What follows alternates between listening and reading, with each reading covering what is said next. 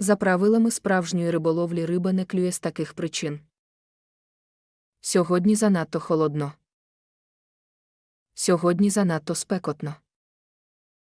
Придурки на моторці розполохали всю рибу.